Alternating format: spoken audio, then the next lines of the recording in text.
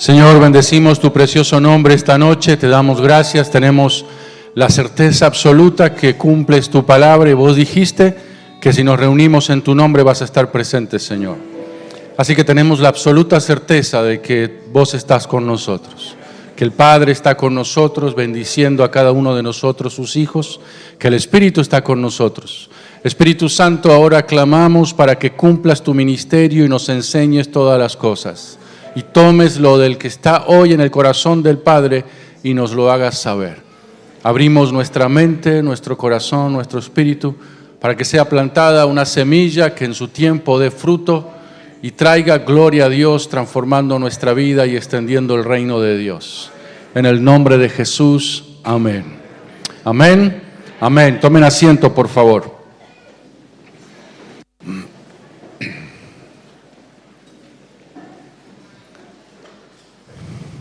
Buenas noches, buenas noches. Para mí es un gusto estar aquí, gracias a mi amigo el pastor Horacio Fisher por la posibilidad de compartir este rato aquí con ustedes. Soy un hombre de familia, mi nombre es Marcelo Díaz, estoy casado hace 30 años con Débora Liliana y estamos pastoreando juntos la iglesia bautista allí en Wilde, zona sur de Buenos Aires, partido de Avellaneda. Nosotros, como suele pasar, le hemos cambiado el nombre, se llama Comunidad El Refugio, y ahí estamos aprendiendo a servir al Señor e intentando con todas nuestras fuerzas que Él nos use para extender el reino de Dios.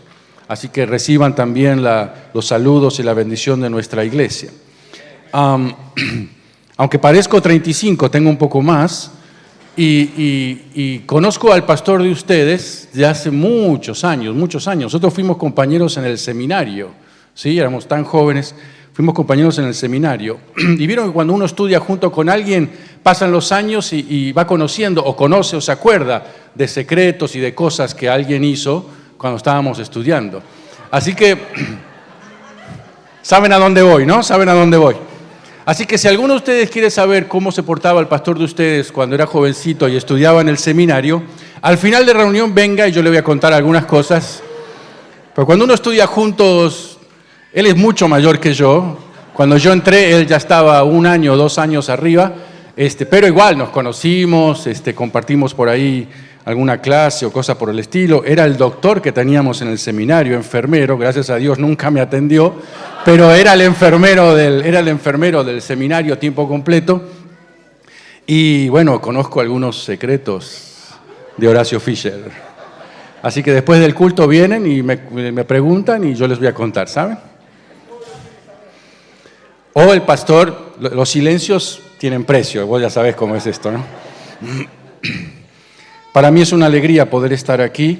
Creo que estamos en un tiempo muy especial del Señor, no solamente en Argentina, sino en América Latina. Y Dios en su pura gracia y misericordia, no porque nadie se lo merezca, ni nadie se haya portado tan bien como para hacerlo, me ha permitido seguir estudiando y dedicarme al tema de la educación y la educación superior, y en estos últimos años dedicarme a la capacitación en un tema que por muchísimos años fue bastante vedado en términos del mundo evangélico, que es la política o las ciencias políticas. Y hace muy poco tiempo decidí, después de, como publiqué en mis redes, como se dice ahora, después de orar, hablar con la familia y pensar y analizar y qué sé yo, decidí finalmente dar un paso para mí muy importante, que es meterme en la política partidaria y seguir trabajando allí. Y desde allí, bueno, ahora se les ha ocurrido que sea candidato a senador provincial. Así que aunque ustedes no pueden votar por mí, por lo menos pueden orar por mí. ¿Está bien? ¿Amén o no? Así que les pido que estén orando para que Dios confirme este paso y, si es su voluntad, por supuesto, lleguemos a donde tenemos que llegar. Ese es otro púlpito más chiquito que este. No es un púlpito. Gracias, capo. Así que les voy a pedir y agradecer sus oraciones. Cuando yo estaba en la universidad estudiando una vez, viste que Dios usa cualquier burro para decirte y hablarte cosas que uno nunca se imaginó o pensó, ¿no? Y me acuerdo que estaba en una de las clases, yo estudié mi segunda carrera de grande, y me acuerdo que el profesor se acercó así a la clase que estábamos todos ahí, y el hombre dice, mire, les voy a enseñar esto, pero la intención básica de lo que quiero enseñarles es que ustedes crezcan en su capacidad de análisis. Y yo sentí claramente cuando estaba sentado ahí que el Espíritu Santo estaba usando al burro ese para enseñarme eso. Fue un principio tremendo que sinceramente yo creo vino del cielo y grabó y se clavó en mi mente para siempre. Crecer en nuestra capacidad de análisis. Y esto significa entonces animarnos a ver lo que está pasando a nuestro alrededor, analizarlo, sacar las mejores conclusiones para después sacar las mejores decisiones en base a nuestras acciones. Si yo fuera psicólogo y no fuera creyente, diría, bueno, eso es un ejercicio mental, tenés que aprender las conductas de las personas y según el lado para donde mires vas a hacer la forma en que vas a interpretar la conducta de las personas, pero no soy psicólogo, pero sí soy cristiano, igual que la gran mayoría de los que estamos aquí. Entonces entendemos que el que nos guía y nos enseña a interpretar las cosas es el Espíritu Santo. El Espíritu Santo, dijo Jesús, miren, queden tranquilos muchachos, porque aunque no entiendan lo que está pasando, el Espíritu Santo les va a enseñar todas las cosas. Y soy de los que creo que es verdad que el Espíritu Santo nos enseña todas las cosas. Soy de los que creo que el Espíritu Santo nos enseña. Por ejemplo, la sociología dice que ¿cuántas fotos me vas a sacar, querida? A ver, dale así. Otra, sacame otra así. Espectacular. Los sociólogos dicen que una de las características de este momento a nivel de lo que la sociedad experimenta y vive es la incertidumbre. La gente está con incertidumbre, muchas preguntas. En realidad hay más preguntas que respuestas. La gran pregunta en estos días es, ¿por quién voy a votar? Yo no voy a hablar de política esta noche, pero estoy hablando de las preguntas que están en el aire, ¿sí? Otra, posiblemente la segunda pregunta más importante es ¿qué va a pasar con la economía? ¿No es cierto? ¿Cómo podemos resolver la cuestión del dinero, de la inflación? ¿Compro dólares, no compro dólares? ¿Compro euros, no compro euros? ¿Me dedico a traficar armas? Algo para que la economía funcione. Una de las cosas lindas de estar esta noche es que me encuentro con mis amigos Portillo después de tantos años. Yo estaba en la clase de párvulos y él ya era líder de jóvenes, me acuerdo. Así que crecer en nuestra capacidad de análisis tiene que ver con eso, con intentar ver qué está pasando alrededor y parar un poco la vida y decirle, Espíritu Santo, yo te pido que me enseñes a entender qué está pasando. Porque no somos cualquier tipo de personas, somos las mejores personas del mundo, porque somos los del reino de Dios. Así que si nosotros, los del reino de Dios, no entendemos lo que está sucediendo para después interpretarlo y para después tomar las mejores decisiones, ¿qué podemos esperar de los que no conocen al Señor? Así que yo esta noche quiero hablarte al menos de uno de los temas que me da la sensación, me da la percepción que tenemos que intentar entender a la luz de la guía del Espíritu Santo. Lo que yo quiero compartir a la luz de la palabra es cómo entendemos el tremendo nivel de maldad y de violencia que está a nuestro alrededor. ¿Cómo podemos entender el tremendo nivel de violencia y de maldad que está a nuestro alrededor? La Biblia, como es el libro perfecto y habla todos los temas, nos cuenta y nos enseña en varios textos cómo intentar verlo, porque a partir de ahí, bueno, ¿qué hago que estoy inmerso en medio de tanta maldad? Me causa un problema a mí cuando se escucha en el Evangelio que conocer al Señor es meterte en una burbuja y que todo te va a ir bien. Sí, entendemos la presencia de Dios en nosotros, entendemos sus poderosísimas promesas, entendemos su gracia y su misericordia, pero lo cierto es que una de las partes del discurso de Jesús menos agradable, porque vos sabés que Jesús muchas de las cosas que dijo no son agradables. Una de las partes de los discursos de Jesús menos agradables es cuando Él nos dijo, miren, en el mundo tendrán aflicción. Y nadie de los que escuchó esa frase por primera vez dijo, gloria a Dios, recibo. Porque te estaba diciendo, en el mundo tendrás aflicción. Por supuesto, Él dijo después, confíen, yo he vencido al mundo, pero dijo, en el mundo tendrán aflicción. Después, cuando oraba en Juan 17, la segunda oración más extraordinaria de Jesús, dice la Escritura que Jesús oró al Padre y le dijo, Padre, mira, no te pido que los quites del mundo, Y los discípulos decían, sí, que ore, que nos quite del mundo, que nos quite del mundo. Y Jesús dijo, no te pido que los quites del mundo. Era un chiste, después al final se los explico. Entonces, Jesús dijo, te pido que los guardes del mal. Así que parece ser que es estar de este lado de la eternidad, vivir la vida con carne y hueso que vos y yo vivimos, conocer al Señor. ¿Cuánto le dan gracias al Señor que conocen al Señor? Como cantábamos al principio, es verdad que Él cambió nuestro lamento en baile. ¿Sí o no? Es verdad. Pero lo cierto es que de este lado de la eternidad, no todas las situaciones están resueltas. Lo cierto es que este lado de la eternidad, quizás nuestra vida seguramente está mejor encaminada y más resuelta que estar sin el Señor, sin ninguna duda. Pero no tenemos control de todo lo que está pasando a nuestro alrededor. No tenemos el control de todo lo que pasa a nuestro alrededor. ¿Viste la pregunta que a vos te hacen cuando te acercás al Señor? Y te dicen, o vos querés evangelizar, etcétera. Entonces vos decís, compartís el evangelio y todo lo demás. Y la gente te pregunta, o te dice, yo no creo en Dios. ¿Por qué? Y porque si Dios existiera, ¿por qué sufren los niños? Si Dios existiera, ¿por qué hay hambre? Si Dios existiera, ¿por qué esta persona buena tuvo un accidente, se murió? Y ese atorrante parece que tiene un corazón de hierro y sigue viviendo. Y cosas por el estilo. Y lo cierto es que la respuesta a eso es que no tenemos el control de lo que está sucediendo. Lo que sí yo entiendo y realmente ha traído paz a mi corazón, o por lo menos más tranquilidad, es que en medio de esta incertidumbre que genera esto que se llama temor, no saber qué está pasando a nuestro alrededor, no saber cómo controlar lo que está pasando. Lo que la Biblia dice, la palabra perfecta de Dios, nos ayuda, me ayuda a crecer en nuestra fe, en nuestra expectativa de que es verdad que Dios está sentado en el trono y está reinando. Dije que Dios está sentado en el trono y está reinando. Y no hay nada que pueda suceder que Él pierda el control. Pero necesitamos entender un poco más. ¿Qué dice la Biblia acerca de este increíble nivel de maldad que está a nuestro alrededor? Como dije antes, los sociólogos dicen que como nunca antes la sociedad vive un clima de incertidumbre, de duda, de temor. La vida se ha puesto tan compleja que miles de preguntas llenan la cabeza justamente de inseguridad y temor. Busquen conmigo, por favor, en el libro de Santiago, capítulo 3.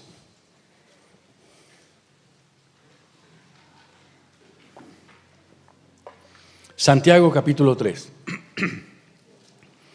Versículos 13 en adelante. Santiago, capítulo 3, versículos 13 en adelante. Para entender la maldad hay que entender la bondad. Para entender la maldad hay que entender la sabiduría. Ustedes saben, podemos aplicar esta noche el principio del contraste, ¿no?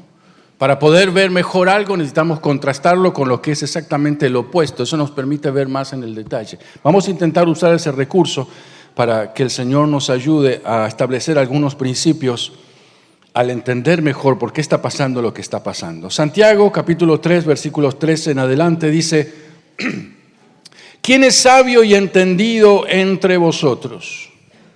Muestre por la buena conducta sus obras en sabia mansedumbre. Porque si tienen celos amargos y contención en su corazón, no se jacten ni mientan contra la verdad. Porque esta sabiduría no es la que desciende de lo alto, sino que es terrenal, animal, diabólica. Porque donde hay celos y contención, allí hay perturbación y toda obra perversa. Pero la sabiduría que es de lo alto es primeramente pura, después pacífica, amable, benigna, llena de misericordia y de buenos frutos, sin incertidumbre ni hipocresía. Qué interesante, ¿no? Los sociólogos dicen, estamos llenos de incertidumbre, y la Biblia hace más de 2000 años te está diciendo cómo vivir sin incertidumbre. Versículo 18, y el fruto de justicia se siembra en paz para aquellos que sirven la paz. La Biblia dice que se puede ser sabio y entendido. Vos podés ser sabio y entendido en estos días de incertidumbre. Mientras más sabios y entendidos seamos, mejor vamos a saber cómo reaccionar frente a este alto nivel de maldad que está a nuestro alrededor. Así que, si mientras más sabios y entendidos seamos, mejor vamos a reaccionar o saber cómo actuar respecto de la maldad a nuestro alrededor, sin ninguna duda que el camino nos lleva a cómo ser sabio, cómo ser entendido. Entonces, ustedes recuerdan esto porque aquí les han enseñado. La sabiduría desde la perspectiva bíblica es la persona que se acerca a Dios. Esa es la sabiduría. Sabio, cuando la Biblia habla de sabio o de sabiduría, habla directamente, la decisión más sabia, más sublime, escúchame bien, que nuestro cerebro puede tomar, es la decisión de reconocer que sin Dios no somos nada. Es la decisión de entender de que sin Dios no podemos hacer nada. Cuando Dios creó al hombre y a la mujer, ¿recuerdan la historia de Adán y Eva, no es cierto? En el jardín del Edén. Resulta que Dios había creado a Adán y después de Adán, ustedes saben que estaban todos los animalitos ahí. Así que Dios le dijo a Adán, bueno, ponete a trabajar, hace esto, ponerle nombre a los animales, que yo sé cuánto. Y Adán empezó a mirar, ¿no?, el jardín del Edén y vio, ¿no?, que el hipopótamo tenía su hipopótama. Y después vio que la jirafa tenía su jirafo. Entonces vio también que el perro tenía la perrita. Y seguramente el burro tenía su burra. Entonces empezó a mirar y él miraba a su alrededor y no hay nada para mí, decía. Así que el padre, esto es una historia bíblica que acabo de inventar, no la buscan en la Biblia. Entonces, en un momento la Biblia dice que Dios bajaba al huerto y caminaba con Adán. Así que un día que estaba Adán ahí en la tarde con Dios, le dice, Padre, la creación está maravillosa, ¿viste, mi hijo? Pero dice, todo el mundo anda de a dos y no hay nada para mí. Y Dios comienza a poner cara de preocupado, ¿no? Y dice, ¿qué me querés decir? Y dice, así como todos tienen a alguien, ¿no podrías hacer algo para que yo, que soy tu creación extraordinaria, tenga a alguien? Entonces el padre le dice a Adán, ¿estás seguro de lo que me pedís?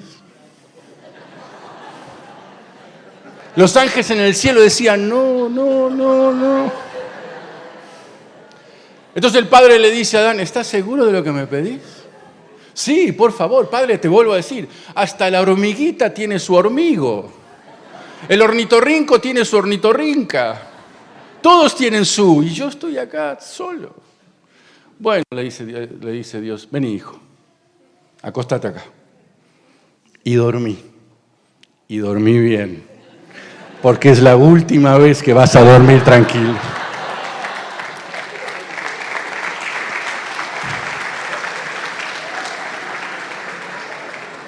Cuando vos estás casado y tenés 2 hijas como mujeres y pasan muchos años que sos la minoría en tu casa, surgen historias como esta. Sabio es la persona que reconoce que sin Dios no puede seguir adelante. Sabio es la persona que reconoce que sin Dios no solamente no sabe nada, sino que no puede hacer nada. Sabio es la persona que, por eso íbamos al jardín del Edén, que cuando Dios crea al hombre y a la mujer, cuando Él sopla ese aliento de vida, también le transfiere, le imparte, es la expresión más correcta, esa capacidad mental, vamos a hablar así en términos humanos, de que Dios tiene y que transfiere al hombre de entender lo que está sucediendo, capacidad de razonar, capacidad de saber que el huerto era así, que los animales eran así, etcétera, etcétera. Y todo venía espectacularmente bien hasta la famosa manzana que se comió. ¿Quién se comió la manzana? Hágame acordar, ¿quién se comió la manzana? Entonces, claro, ahí, se arruinó el plan perfecto de Dios. Entonces esa sabiduría, esa capacidad que hasta ese día era prácticamente perfecta, se arruinó a causa del pecado. Entonces cambió el mundo para siempre, cambió el mundo del hombre para siempre. Y desde esa época, cuando Adán y Eva salen del huerto, empiezan a experimentar esa necesidad que Dios te hace alrededor para entender lo que está sucediendo. Así que cuando Santiago dice, miren, hay que ser sabio y entendido. Cuando él dice que sean sabios, está diciendo, hay que entender, lo primero que tenés que entender es que sin Dios no vas a ningún lado. Lo primero que hay que entender es que sin Dios no tenés ninguna posibilidad de vivir el nivel de vida que justamente Dios tiene para vos y que Dios ha creado para vos. La persona sabia es la que confiesa que no sabe nada y se une a Dios para recibir revelación no solamente de qué está pasando a su alrededor, sino para recibir revelación por la presencia del Espíritu Santo de qué está pasando en nuestro propio interior, de cómo realmente somos, que por qué reacciono de esta manera. O en nuestro tema de esta noche, ¿cómo puede pasar, cómo puede ser que tenga estos síntomas de violencia? O estas ganas de dañar a otro, o este enojo que no puedo controlar, o estas palabras que salen de mi boca y que son flechas ardientes directamente al corazón de a quien se la estoy diciendo. ¿Cómo puede ser que en el descontrol mis palabras literalmente puedan matar a alguien? Porque las palabras tienen poder. Así que Santiago dice, mira, para vivir la vida que Dios quiere tenés que ser sabio. O sea, tenés que unirte a Dios. Decirle al que está al lado tuyo, unirse a Dios. Unirse a Dios. Unirse a Dios. Pero también la Escritura dice acá que el segundo requisito para entender el contexto de donde estamos viviendo es que tenemos que ser entendidos. Entendidos. Y es muy interesante porque entendido es la persona que comprende lo que está sucediendo. Entendido no es el que sabe más, sino el que sabe aplicar lo que sabe para transformar su situación. Ese es el entendido. Entendido no es el que sabe más. Entendido es el que sabe usar lo que sabe para transformar su situación. Si entendido fuera solamente el que sabe más, uno no tendría explicación para decir, ¿cómo puede ser que esta persona, conocen obviamente el caso del médico del Garrahan, ¿no es cierto? Lo que ha pasado en estos días, de terror, terrible, por favor. Y el hombre tiene la pared llena de títulos. Entonces, si entendido fuera el que sabe más, no tendríamos explicación para que alguien con esa formación profesional que sabe mucho, se transforme en un devorador de niños como lo fue. Así que entendido es la persona que sabe aplicar lo que sabe para transformar su situación. Así que si sabiduría desde la perspectiva bíblica es tomar la decisión de decir yo necesito a Dios, y entendido es el que toma eso que sabe para transformar su situación, ahí tenemos la primer señal de la maldad o primer característica de la maldad. La maldad existe en las personas, la maldad no es un humo. La maldad no es etérea, la maldad no es un gas. La maldad está en el corazón del hombre, dice la Escritura. Así que las personas malas, claramente, ¿quiénes son? Es la gente que se resiste a acercarse a Dios. Primera característica para entender la maldad a nuestro alrededor. Es la gente que se resiste a acercarse a Dios. La que no reconoce, la que no toma esa decisión sabia. No puedo controlar esto, no puedo controlar esta maldad, no puedo controlar las ganas de matar a alguien, no puedo controlar las ganas de provocar a alguien, no puedo controlar las ganas, niños o adolescentes, de hacerle bullying a otro niño, no puedo controlar las ganas de estafar en mi empresa, no puedo controlar las ganas de robar, no puedo controlar las ganas de dañar, no puedo controlar las ganas de robar, entrar a una casa donde hay dos pobres jubilados y matarlos a palos y sacarle 150 pesos. Cuando no puedo controlar eso, sencillamente es porque esa persona decidió no acercarse a Dios. Primera característica de la maldad. Y la segunda característica de la señal de la maldad, de la perspectiva del entendido, otra vez, aquel que sabe aplicar lo que sabe para transformar su situación. La segunda característica de la maldad es que esa gente, esas personas, no entiende las consecuencias de sus acciones en la vida de los demás.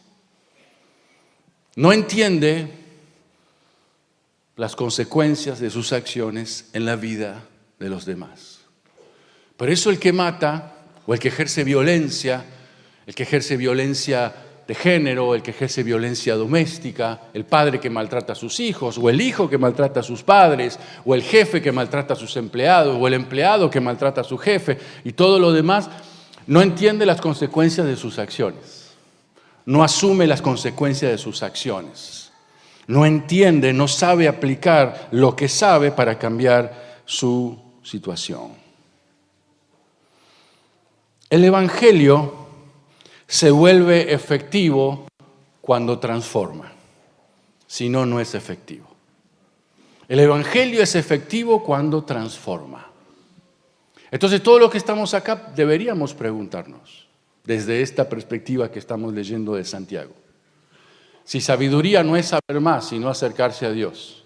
Y si entendido no es saber más, sino saber usar lo que uno sabe para ser mejor persona y tomar las mejores decisiones, la pregunta que viene claramente a mí y a todos los que estamos aquí es, ¿todo lo que sabemos ha transformado nuestra vida? ¿Todo lo que sabemos ha provocado que descienda a la mínima expresión nuestro nivel de violencia? Porque esa es la cuestión del Evangelio, para transformar las personas. Ahí está el poder del Evangelio, transformarnos. Ahí está el poder del Evangelio. El apóstol Pablo dice, miren, el Evangelio es este, el que robaba no robe más. El que mentía, no mienta más. El que no trabajaba, empieza a trabajar. Así que siempre es transformación. Siempre es transformación. Así que en una sociedad violenta, también los hijos de Dios tenemos que vernos a la luz de la Escritura y decir, todo lo que sé en términos del Evangelio, la decisión que yo tomé de acercarme a Dios, por eso estoy aquí esta noche. Todas las decisiones que estoy tomando en base a lo que me enseña la iglesia en su programa de discipulado y todo lo demás, que es para formar mi carácter. El principal objetivo de la docencia es transformar el carácter de las personas. Entonces, todo eso, he tomado la mejor decisión de entender todo eso que sé para que mi carácter sea transformado. Y en el tema que estamos esta noche, he podido, con la ayuda del Espíritu Santo, minimizar mi expresión de violencia al mínimo. He aprendido, con la ayuda del Espíritu Santo, a controlar el fuego. Santiago dice después, Santiago dice después, la lengua es como un fuego, ¿no? Y siendo tan chiquitito, ¿cuánto mide una lengua? ¿Qué sé yo? ¿Algún médico acá? ¿Cuánto mide una lengua? Está bien, algunos son lengua larga, como se dice, pero y en el peor de los casos, algunos tienen lengua bífida, pero esa es otra historia. Pero Santiago dice, mirá que tan chiquitita la lengua y sin embargo lo que puede provocar. Dios ha puesto en los varones un temperamento fuerte para ser guiadores, para abrir brecha, para que nuestra compañera de la vida camine al lado nuestro desde otra perspectiva, pero el que rompe el camino para avanzar en la vida, en la familia, con ella y después con los hijos, lo demás es el varón. Entonces Dios le ha puesto al varón esa fortaleza, así. Cuando esa fortaleza no está bien direccionada y en vez de estar empujando o en el interior diríamos pechando para adelante, esa fuerza se vuelve hacia la persona que está al lado nuestro. O en el peor de los casos hacia nuestros hijos y genera esa violencia y todo lo que...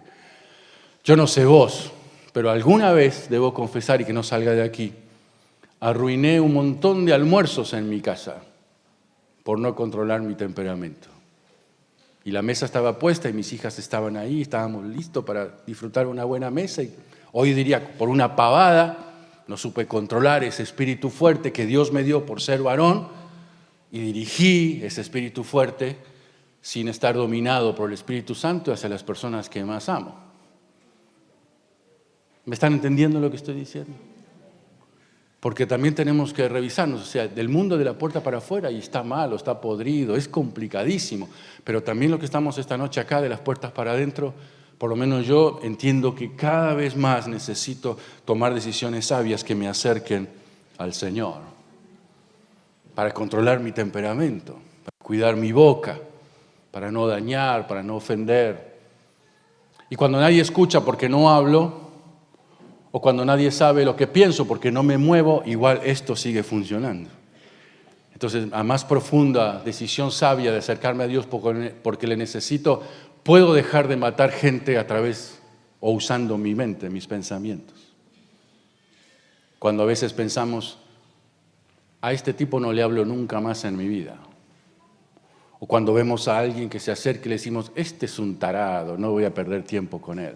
No se lo decimos, no movemos un músculo, pero ya lo pensamos igual y ejercimos violencia con él o con ella. Así que en realidad para Dios es exactamente lo mismo. ¿Me están entendiendo lo que quiero decir? Así que miren, necesitamos acercarnos a Dios todos los días, tomar la decisión sabia de acercarnos a Él. Toda la vida pedirle al Señor, Señor, todo lo que sea, ayuda a que eso que sé transforme mi carácter, o sea, ser entendido. Poder aplicar lo que sé en términos de la transformación de mi forma de actuar y de pensar. Porque la sabiduría, versículo 13, debe haber evidencia al final, dice, muestre por la buena conducta sus obras en sabia mansedumbre. Debe haber una evidencia de nuestro carácter sabio y de nuestro entendimiento de las circunstancias. Debe haber evidencia. Y acá lo que hace Santiago es poner la vara bien alta, como diciendo, miren, acá la cuestión del Evangelio, otra vez lo vuelvo a decir, no es cuánto saben, no es cuánto saben. A mí me impacta la vida de Jesús. Pongámosle, Jesús tenía siempre, cuando hablaba, igual que yo hoy, dos públicos. Tenía, vamos a decidir, ustedes son los santos discípulos de Jesús. Ustedes son la buena gente, quédense tranquilos. Ustedes son los que siguen a Jesús, aman a Jesús, admiran a Jesús. Y a ustedes esta noche les toca ser los fariseos. Discúlpenme, pero bueno, había que elegir dos grupos.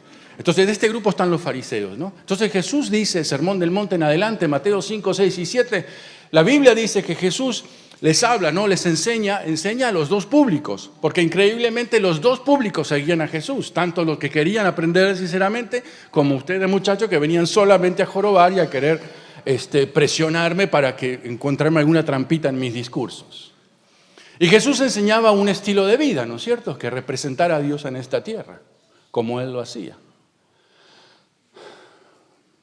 Así que Jesús enseñaba, y estos discípulos sorprendidos, y algunos dirían, amén, gloria a Dios, recibo, algo pasaría. Entonces después Jesús miraba a ellos, y los miraba bien, y los miraba a ellos y decían, miren ustedes, los ven a ellos, quiero que ustedes los miren a ellos, no me miren a mí, mírenlo a ellos, ustedes los conocen, ¿no? Mirá qué caras que hay ahí, mirá. Jesús decía, escúchenme ustedes, los ven a ellos, hagan todos lo que ellos dicen, pero no hagan nada de lo que ellos hacen. Mamita querida, pueden irse si quieren. No, cuando te dicen algo así, te destruyeron. Y lo decía Jesús, no yo. Jesús le dice, ¿saben quiénes son ellos? Sepulcros blanqueados. ¿Saben quiénes son ellos? Nidos de víboras. ¿Saben qué son ellos? Re mentirosos. Se roban la ofrenda. Le dicen a los padres, no, papá, no te puedo ayudar porque este dinero que yo te doy a vos es corbán, lo dedico a la ofrenda del templo. Mentira, ni siquiera lo traen al templo. Entonces, cuando Jesús dice, hagan lo que ellos dicen, está diciendo, ellos saben un montón. Ustedes saben que para ser rabino o fariseo probablemente tenías que aprenderte el Antiguo Testamento de memoria. No había otra opción. Así que era saber mucho eso. Otra vez, Jesús está diciendo, la transformación del Evangelio no tiene que ver por lo que sepas, sino porque lo que sepas sirva para transformar tu vida. ¿Me siguen hasta aquí? Ustedes que son los buenos, ¿me siguen hasta aquí? ¿Y ustedes tienen algo para decir a su favor? Nada. Así que el Evangelio, nosotros no creemos en la salvación por obras, por supuesto que no, pero entendemos que las obras muestran la transformación. Esto es pura gracia, sin ninguna duda, es pura gracia.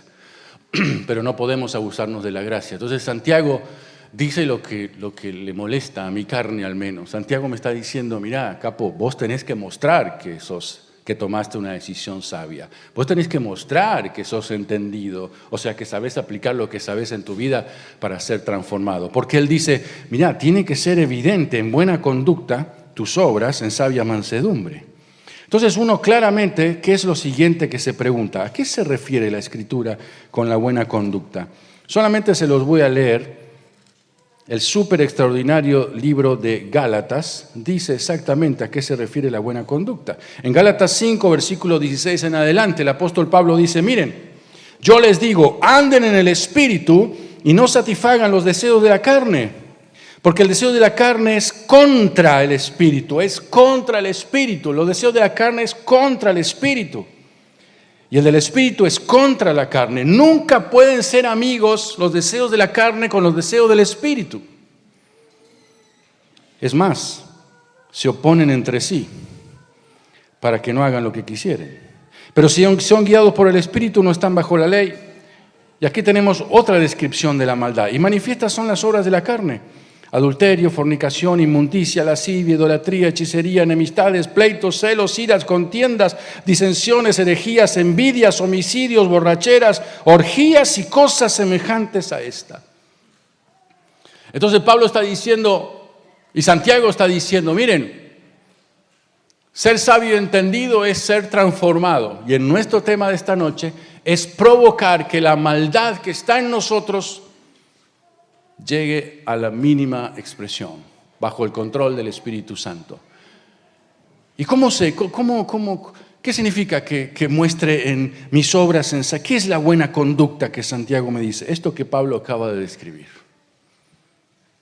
Esto es lo contrario de la buena conducta. La buena conducta que él describe en el versículo 22, pero el fruto del Espíritu, ¿cuál es? Amor, gozo, paz, paciencia, benignidad, bondad, fe, mansedumbre, templanza. Contra tales cosas no hay ley. Así que ninguno de los que estamos aquí, estamos creciendo en nuestra capacidad de análisis, puede decir, mira, la verdad que yo no entiendo a qué se refiere la Biblia cuando habla de que tenga una buena conducta. Porque la Biblia lo define absolutamente, claramente, profundamente. Santiago describe en el versículo 15 las diferencias entre la sabiduría que viene de Dios y frente a lo que este mundo llama sabiduría. Porque por supuesto, el dilema de este mundo, el dilema de cada uno de nosotros es escoger todos los días qué tipo de sabiduría o sobre qué tipo de sabiduría vamos a tomar nuestras decisiones. Vos y yo todos los días, desde que abrimos los ojos, somos confrontados con tomar decisiones que responden a lo que este mundo llama sabiduría o tomar decisiones que responden a lo que la Biblia llama sabiduría. Y para que nos quede bien claro el asunto, Santiago dice, miren, les voy a describir cómo es la sabiduría de este mundo, o sea, la que no es de Dios. Y él establece claramente, primero dice que no es de lo alto, o sea, no viene de Dios, y después da 3 características increíbles, impresionantes. Él dice, esta sabiduría es terrenal, esta sabiduría es animal y esta sabiduría es diabólica. Lo que no viene de Dios es terrenal, es animal o es diabólico. A ver si podemos explicar qué significa estas 3 descripciones. Que la sabiduría sea terrenal significa que no haya evidencia de valores espirituales. Es la sabiduría terrenal. No hay muestra de valores espirituales. Es la sabiduría que se maneja conforme a los valores de este mundo y no a los valores de Dios. Ahora, ojo, como dije al principio hablando de Adán y Eva, lo cierto es que todos los seres humanos hemos sido creados por Dios con la capacidad de discernir entre el bien y el mal. Tenemos eso que se llama conciencia, que es algo que Dios ha puesto dentro nuestro, que aún el malo más malo se da cuenta que esto que está pensando o esto que está haciendo es malo, porque es una característica del ser humano. Los animales no tienen esa capacidad. Entonces, ahora, lo cierto es, ¿vos conocés gente que no es creyente y es buena gente? ¿Cuántos conocen gente que no es creyente y buena gente? ¿Levanten su manito? Claro que sí. Sin embargo, este primer nivel que Santiago describe dice que esta sabiduría es terrenal. Está diciendo, no está afectada por el mundo espiritual. Esto significa que la sabiduría terrenal, aún descartemos ya la mala gente, ahora pensemos en la buena gente que vos recordaste recién y que no es creyente. Lo que está diciendo es que aunque es buena gente, esa bondad que tiene como buena gente es temporal y tiene un límite. Es temporal, o sea, mantiene esa bondad mientras no haya nada que lo descontrole, por eso tiene un límite y por eso es temporal. ¿Me siguen hasta aquí? Entonces, la sabiduría terrenal, ¿cuál es? La que no tiene evidencia de contacto con el mundo espiritual. ¿Sabes por qué vos y yo somos buena gente? Porque a nuestra sabiduría terrenal ha sido transformada por la sabiduría eterna que el Espíritu Santo derrama sobre nuestra vida todos los días. Alguien diga amén. Así que la sabiduría terrenal es la que no hay evidencia de valores espirituales. Después dice Santiago, hay una sabiduría que es animal. ¿Cuál es la evidencia, cuál es la característica de la sabiduría animal en términos de la maldad? Es cuando no hay evidencia de ¿qué? De racionalidad. La sabiduría animal es la que no tiene evidencia de racionalidad. Entonces, vos y yo conocemos gente, o nos enteramos por los diarios, o nos enteramos por el noticiero, y vos decís, ¿cómo puede ser que este tipo haya hecho esto? Porque el nivel de su sabiduría perdió toda la razón y actúa sin razón. Ciertos niveles de violencia, ciertos niveles de castigo. Uno piensa, ¿no? ¿Cómo puede ser que un padre abuse de sus hijos? No hay forma de entenderlo. Sí hay forma de entenderlo. Es un comportamiento animal. Perdió todo contacto con la racionalidad. ¿Me seguís hasta aquí? Y la Escritura sigue, y Santiago sigue describiendo y dice que hay sabiduría que es diabólica. La sabiduría en términos de diabólica es la que tiene evidencia de demonios operando. De demonios operando. Son el tipo de personas que están recontra endemoniados y ya disfrutan la acción de la maldad. Ya es algo superior, ya no tiene explicación. Es la gente que se divierte despedazando a otra, por ejemplo, viste en las películas o cosas por el estilo. Es la gente que le causa ese placer. Vos escuchás algunas historias que dicen, no, ¿y por qué mataste 30 personas? Sí, porque cada vez que mataba a alguien me encantaba y lo iba cortando en pedacitos y cosas por el estilo. O secuestrar. Hay una gran historia, muchas historias, sobre todo en los Estados Unidos, de tipos enfermos y locos que secuestraron a niños y los tuvieron encerrados 15, 20 años. Y vos decís, ¿cómo puede ser? 15, 20 años encerrados. Es una sabiduría diabólica. Ese placer que causa, ese placer espiritual, ese placer diabólico que provoca en esas personas el placer de dañar a otros. Así hacen los demonios. A los demonios les encanta hacerte daño. Los demonios disfrutan eso. Es una experiencia de éxtasis. Así que Santiago describe entonces estos niveles de maldad. Sin embargo, en el 14:16 Santiago dice, bueno, pero miren, ¿qué es lo que produce esta maldad?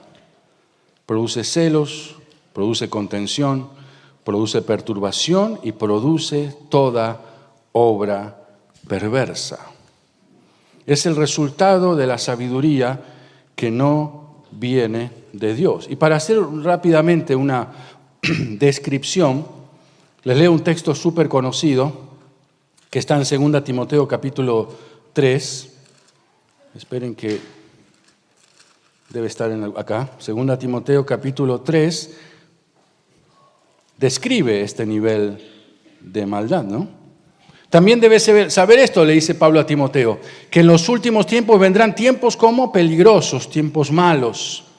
¿Cuál es la característica de los tiempos malos? Habrá hombres amadores de sí mismos, avaros, vanagloriosos, soberbios, blasfemos, desobedientes a los padres, ingratos, impíos, sin afecto natural, implacables, calumniadores, intemperantes, crueles, aborrecedores de lo bueno, traidores, impetuosos, infatuados, amadores más de los deleites que de Dios. Súper listado, característica del resultado en la conducta de personas que viven esta sabiduría sin Dios en sus vidas. Y ahora nosotros, ¿qué hacemos con eso? Decidimos.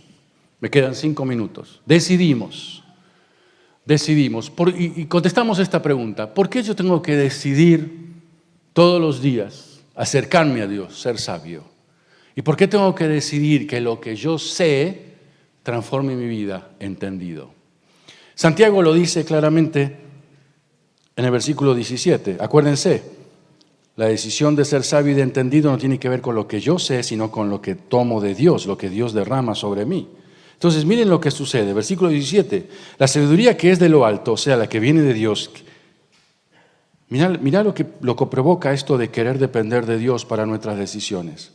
Es pura, es pacífica, es amable, es benigna, es llena de misericordia, de buenos frutos. No tiene incertidumbre y no tiene hipocresía.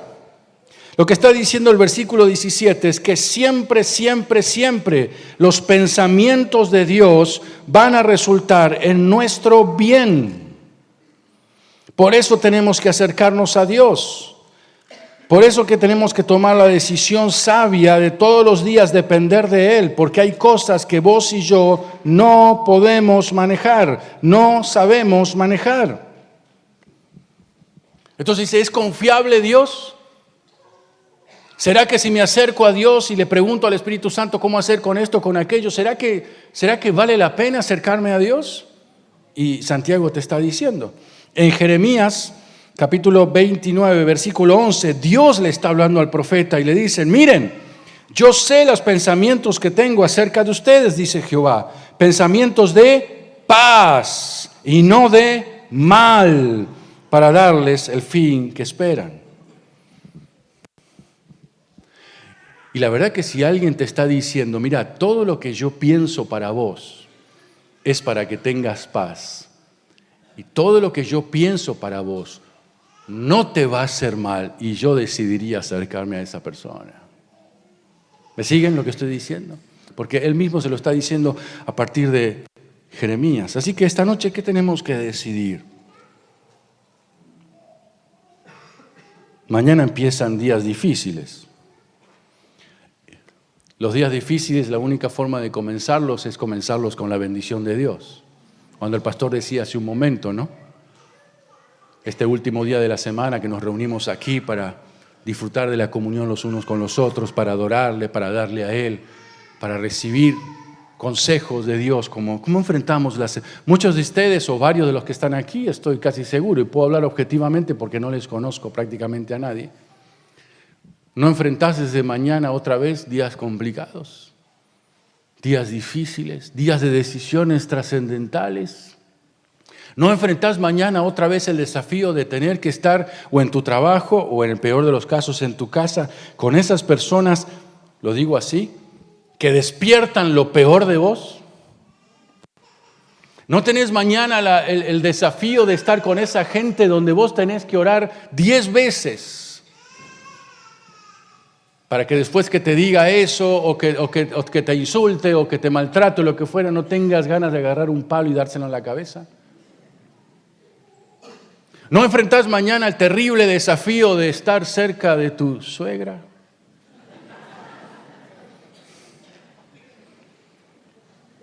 ¿Entienden lo que digo, no? Prueba grande si las hay en la vida. Vos, silencio, ¿eh? No te conviene. ¿Entienden lo que digo, no? Entonces, ¿qué decidimos esta noche?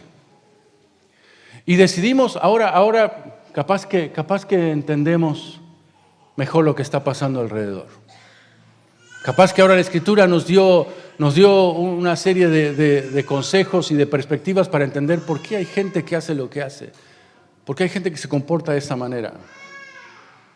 ¿De dónde sale esa necesidad de dañar a la otra persona? ¿De dónde sale la necesidad de robar, de estafar, de maltratar, de insultar, de quedarse con lo que no es de uno? ¿De dónde sale eso? ¿Por qué? Porque hay mucha gente a nuestro alrededor que está dominada por eso. Número 1, es gente que decidió no acercarse a Dios. Número 2, no es entendido, o sea, no entiende las consecuencias de sus decisiones. Pero los que estamos acá, que ya hemos decidido acercarnos a Dios, por eso estamos aquí esta noche, tomamos la decisión de ser entendidos. ¿Qué es la decisión de ser entendidos? Es que todo lo que sé me ayude a transformar mi vida y darme cuenta que es verdad que la maldad existe. Es verdad que la maldad quiere destruir mi vida. Es verdad que la maldad quiere destruir la familia. Es verdad que hay gente 24 horas pensando en cómo arruinarte la vida. Es verdad. Es verdad que en el mundo espiritual los demonios están ahí, al ladito tuyo todos los días, buscando el momento, como se decía hace muchos años, que pises el palito para provocar una situación en que tengas que decir eso o hacer eso, lo que fuera. Entonces, nuestra carnalidad, que la tendremos hasta que el Señor venga o nos lleve a su presencia, que el Espíritu Santo pierda el control de nuestra carnalidad y actuemos en la carne y no arruine solamente nuestra vida, sino de los que están a nuestro alrededor. ¿Qué les parece? Yo primero en la lista. Si decidimos esta noche, voy a ser entendido. Voy a buscar que todo lo que sé transforme mi vida y en el tema nuestro de esta noche, reduzca al mínimo la expresión de mi carnalidad. La expresión de exteriorizar maldad. Voy a dejar que el Espíritu Santo me controle. ¿Están de acuerdo conmigo? ¿Nos ponemos de pie, por favor? Esta noche la iglesia celebra la Cena del Señor. Miren qué oportunidad tan extraordinaria. Cuando Horacio me dijo, comentábamos en la casa, mira qué extraordinario, porque la mesa del Señor es una mesa de gracia. Y es una mesa donde venimos no los perfectos, sino que venimos los que decimos, necesito esta mesa de gracia para seguir siendo transformado por el Señor. Así que miren qué maravilloso como Dios tiene el control de las cosas y nos permite acercarnos a Él. Quiero pedirte que cierres tus ojos y les pediría que todos cierren sus ojos porque quiero orar antes de que el pastor nos presida en la cena.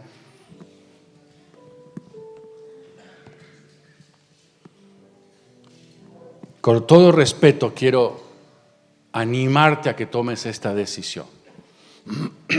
El cerrar los ojos no es magia, sino que la idea es concentrarnos. Pero también el cerrar los ojos es respetar la privacidad aún que tenemos como familia de Dios. Por eso te animo a que cierres tus ojos donde estás. Yo crecí en una familia disfuncional donde había mucha violencia. Mi pobre padre, criado en la calle, cuando tuvo sus hijos no supo controlar más de una vez su espíritu violento que la calle le enseñó. Y más de una vez, puedo decir, nos arruinó la vida a causa de la violencia. No fue un mal padre, nunca nos faltó nada, fue trabajador. Después Dios se lo llevó imprevistamente cuando yo era muy chico y ahí la vida comienza otra historia. Pero lo que quiero decirte es que yo pasé por ahí. Y debo confesar, porque no tengo nada que ocultar, que más de una vez, como dije hace un rato, arruiné una mesa con mis hijas a causa de no controlar mi carácter y generar violencia con alguna palabra, con alguna respuesta, con algún reto desmedido, que lo único que provocó fue que las chicas lloraran y se enojaran con el papá. En el nombre de Jesús, todos con los ojos cerrados, quiero animarte, hermano querido, que sos tan humano como yo, pero tan salvo como yo.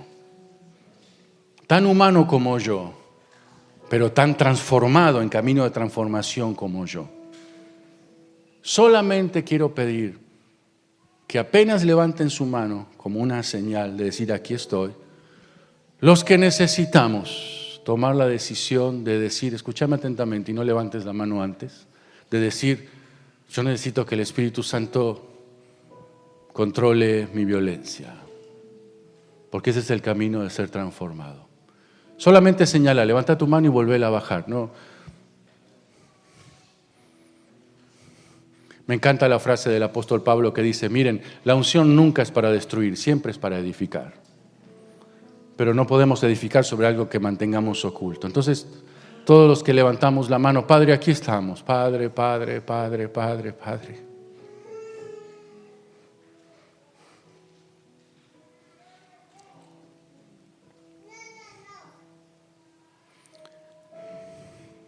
Aquí estamos tus hijos, Padre. Hijos salvados, porque la sangre de Jesús nos ha limpiado de todo pecado. Y por eso nos acercamos con confianza al trono de la gracia para encontrar allí el oportuno socorro. Nos quejamos, Padre, de la violencia que está a puertas afuera, que nos daña, que daña a nuestros seres queridos, pero confiamos en que vos nos cuidas de esa violencia. Pero ahora puertas adentro también miramos tu palabra y tu consejo y vemos. Y algunas veces somos violentos nosotros también. Por eso venimos a tu mesa, esta mesa extraordinaria de la gracia y del perdón. Esta mesa donde hay pura honestidad y transparencia. Muchos de los que estamos aquí levantamos nuestra mano. Puedo decir que la levantamos con un poco de vergüenza, porque no debería ya hacer esto así. Sin embargo, lo es porque somos seres humanos y estamos en un proceso de transformación todavía. Los que somos padres, te confesamos. Hemos hecho llorar a nuestros hijos a causa de nuestra violencia, quizás con las palabras o con el castigo físico. Los que somos padres, esposos, te confesamos, hemos ejercido violencia hacia nuestra amada y le hemos ofendido, la hemos maltratado, la hemos desvalorizado con algo, una palabra, un gesto, una mirada, a veces hasta un silencio. Es tan duro como la peor de los golpes.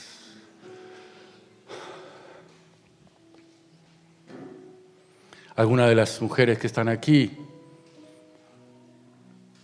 también han clavado dardos en el corazón de su esposo, quizás al desvalorizarlo, responder desde la inseguridad con reacciones violentas, señalando con el dedo las debilidades de su esposo o las cosas que todavía no salen bien. Era una forma de hacer violencia. O los que estamos aquí y somos hijos, hemos violentado a nuestros padres. Aún en la justificación de que ellos no son perfectos, pero no los hemos ofendido, los hemos insultado, hemos declarado, hemos dicho, te odio. Te pedimos perdón, Señor, los que estamos aquí. Te pedimos perdón los que estamos aquí. Y lo que decimos con cruda honestidad es: te necesitamos, Espíritu Santo. Y necesitamos ese proceso de transformación en nuestra vida. Todos los que estamos aquí decidimos ser entendidos. Decí conmigo: yo decido esta noche ser entendido. O sea, todo lo que sé que transforme mi vida. Así lo declaro, Señor. Y así vengo con fe a esta mesa de la gracia, del amor y del perdón. Amén.